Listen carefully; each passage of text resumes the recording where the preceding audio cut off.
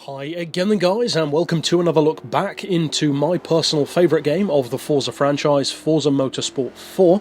And I don't know about you guys, but there are certain cars, not just on racing games, but in the real world as well, that you might absolutely love, or at least like a lot, but still forget that you like it that much. Now you might think, well no, of course that couldn't happen. If you like the car a lot, then you won't forget about it. But I think some of you might know what I mean. Because for me personally, there are definitely cars which I absolutely love. Could even be in maybe my top 15 or top 20 favourite cars, and yet I'll still forget about them. For me, this is one of those, because this, I believe, is my favourite truck. Now, I have a lot of other trucks that I really like. I'm a big fan of the regular Dodge Ram. I like the Ford Raptor quite a lot. There are a variety of others which I like as well, but this one is always the one that I come back to. And I do believe that this specific car, not just the Ford base vehicle, but specifically the Saleen, the S331 Supercab, is my favourite pickup truck. And the reason why is basically twofold. One thing is that I just like the truck. I like the way it looks, I like the way it sounds, I like the way it performs, I like the fact that it's not necessarily too over the top. It's powerful and it is fast, but it's not insanely fast. It's not necessarily even on the same level as something like a Dodge Ram SRT10, even though this is an aftermarket tuned car. But at the same time, it is quick. This is a 450 horsepower truck from a 5.4 litre supercharged engine, 500 pound-feet of torque, and of course, it's pretty heavy. It doesn't have all-wheel drive, but it still weighs 2.5 tons. So it's big and it's hefty, but it's big in particular in terms of length. It's a very long truck. Some trucks are extremely wide or extremely tall, and some are extremely long. This is that kind of truck. And personally, I quite like that appearance. Trucks that are wide and tall as well look great. I would think of something more like a Raptor or a Ram as being in that kind of category, a very wide stance, big blistered arches, jacked up suspension. That looks cool, but that looks more like an off-road traditional kind of truck, whereas I like trucks which look more like street-level trucks, like this one, more like the kind of truck that you could quite easily see as a lowrider, for instance. It's got that very smooth, clean design, lots of space for bright colours, decals if you want them. Personally, I like it just in the standard yellow, which of course is a pretty iconic colour for Saleen.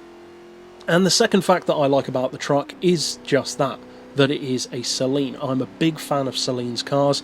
The S7 in particular, I believe is one of the best American cars ever made, certainly one of the best supercars in the world, and is my personal favourite Saleen vehicle. But if I could actually own one, and this will sound really strange, but I think if I could actually own any Saleen, and not just own it for the sake of selling it on and buying something else, but actually to use every day, I think I would actually choose this over a Saleen S7. And I know that sounds insane, and I don't mean in terms of do I prefer this over the Saleen S7. I do prefer the S7 for sure, but this one is so much more usable, but it still offers that kind of super rare, at least in Europe for sure, but even in America I don't think you see these all over the place. Correct me if I'm wrong, of course, but Saleens have, I would say, the American equivalent feel to something like a Tommy Cairo from Japan or a Roof from Germany, that much more bespoke approach really to tuning a car. It's not just a truck with a big supercharger and a crazy body kit, for instance. It's got style to it. As soon as you see it, you know that it's a Saleen, because the front bumper immediately looks like one. You've got the subtle decals, and to me it's a classy looking car, I think. Now I know a lot of people aren't into trucks in general. They think they're too big and too garish, especially non-Americans talking about American trucks. But as I've mentioned before on the channel, I actually really like a lot of American cars and a lot of American car culture. I don't even mind the fact that the engines are far bigger than, for instance, Europe or Japan needs to get a similar kind of power out of. I don't mind that at all. I love big lazy engines, because that suits me pretty well from a car.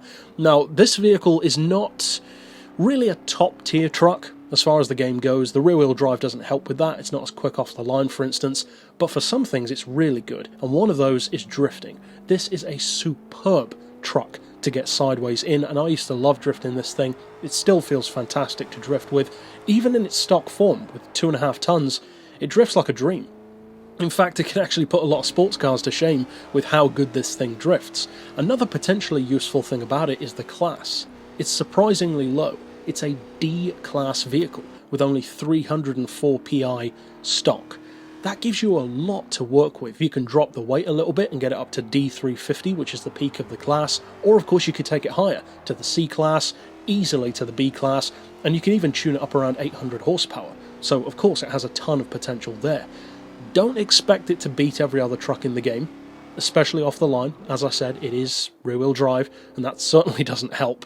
But top-end speed is pretty good, good enough for most tracks. Mid-range acceleration is quite good, and actually I would say that, especially when you drop the weight, the rear-wheel drive handling style of this truck can actually come in very useful against some of the all-wheel drive trucks, because it allows it to be surprisingly nimble. Now, it's still a big truck, of course. It's never going to handle like a Lotus, but at the same time, it's deceptively good, and that's another thing that I like about this truck. Big Ford trucks aren't most people's go-to performance car, but for me, I would always, and I still do, choose vehicles like this for racing in lower classes because people don't expect it. Now, the disadvantage, of course, is when you enter a public lobby with a truck like this, people assume that you're only there for one reason, to smash into everyone, and that's simply not the case. I just like showing up in a car which makes no sense and then beating everyone with it. That's what I enjoy in racing.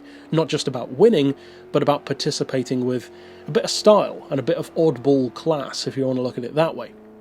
Now, the price on this one is very good. It's only 40 grand, and one of the things that many people don't realise about this truck, and this might apply to some others as well, but I can say for sure that it does for this one, this is an extremely fast truck, on Forza 4 in particular, in reverse. If you tune it right, you can get this thing to do, if I remember correctly, I think about 120 miles per hour in reverse. That's pretty insane, and I used to love doing that online, flying backwards down the La Sarthe Strait and blowing people's minds by how quick this truck was going backwards.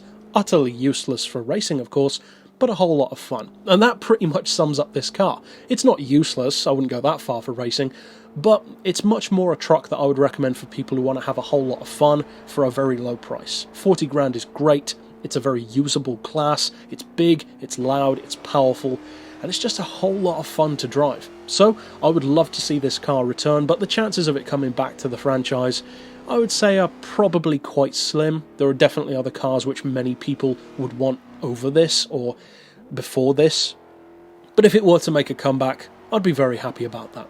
But that's it for this pick overall. Of course, I'll see you guys next time, and for now, as always, thanks for watching.